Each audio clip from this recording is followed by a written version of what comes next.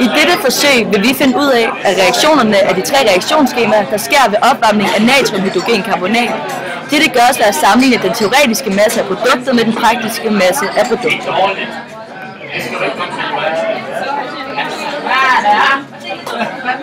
Ved begrebet af mængdeberegninger forstår man at tælle ved at veje. Eftersom at man ikke kan veje atomer i gram grundet af de her forskellige masse, er mængdeberegninger brugbart ved udregning af mængdeforhold i forbindelse med reaktionsskemaer. Når man skal beregne massen af et molekyle, skal man bruge formlen lille m lige med stort M gange lille n.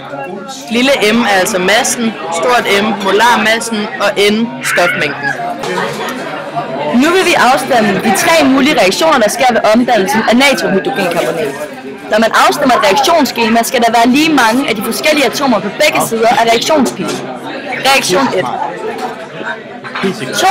NaHC3 skulle gerne være Na2O plus H2O plus C2CO2.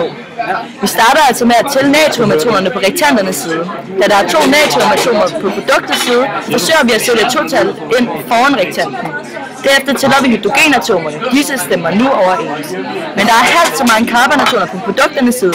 Derfor sætter vi altså et total foran koldioxidmolekylet. Nu er reaktionen altså afstemt. Reaktion 2. NaHCO3 pil NaOH plus CO2. Efter vi har talt de forskellige atomer på hver side af reaktionspilen, konkluderer vi, at reaktionen er afstemt. Tredje reaktionsskema. 2 NaHCO3 er lige med Na2CO3 plus H2O plus CO2. Nu starter vi med at tælle natriumatomerne på rektanternes side. Da der er 2 natriumatomer på produkternes side, forsøger vi at sætte et total foran rektanten. Derefter talte vi de andre atomer på begge sider af reaktionsskemaet og konkluderede, at reaktionen nu er afstemt.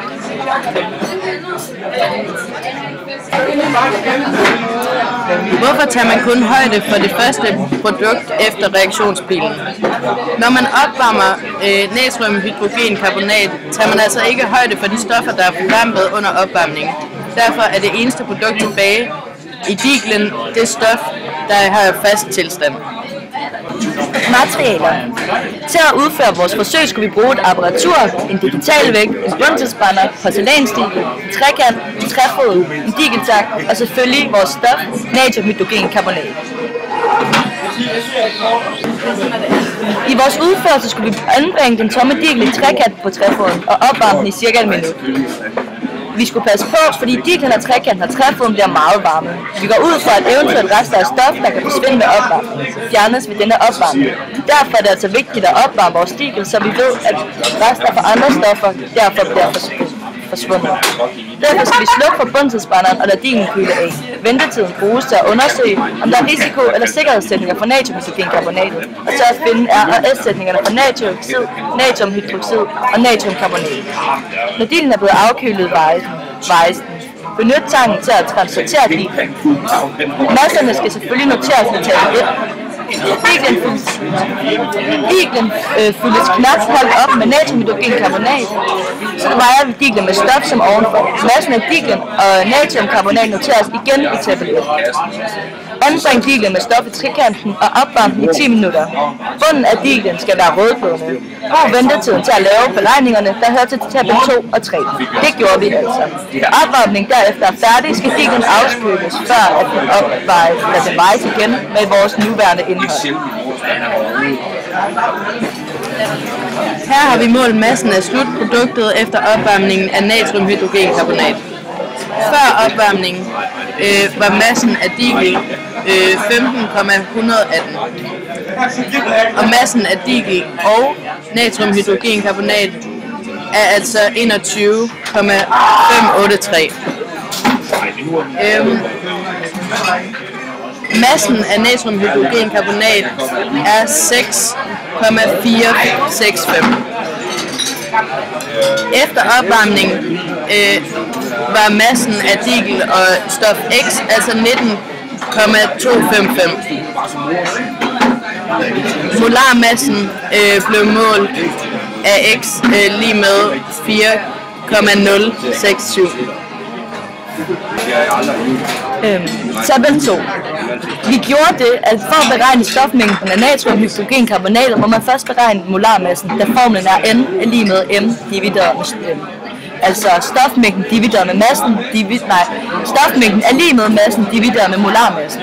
Molarmassen beregnes ved at lægge vægten af molekylets formelenhed sammen.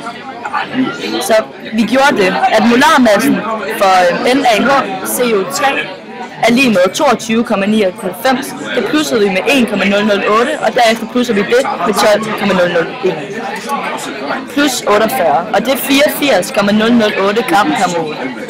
Derefter målte vi stofmængden, og det er 6,465 gram, divideret med 84,008 gram per mol, og det er altså lige med 0,077 mol. Tabel 3. Vi gjorde således, at når vi skal sammenligne den teoretiske masse af de tre reaktionsskemaer, bruges formlen lille m lige med lille n gange stort M. Derfor skal vi udregne stofmængden og molarmassen for de tre reaktioner.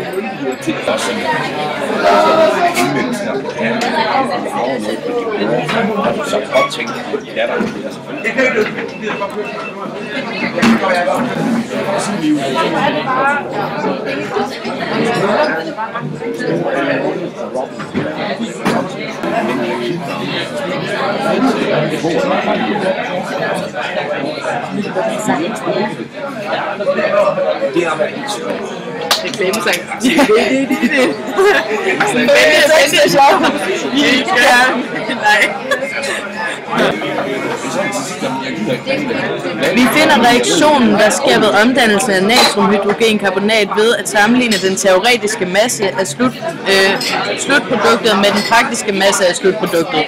Vi konkluderer, at reaktion 3 altså er bedst. Og for at finde udbytteprocenten, det skal vi gøre således ved at dividere det målte forsøgs slutmasse med det teoretiske forsøgs slutmasse, og derefter ganger vi det med 100 for at få det i procent. Derfor bliver det altså 4,067 divideret med 4,13 gange 100, og det er altså 98%. Godt. Mulige fejlkilder kan altså være, hvis man måler usikkert.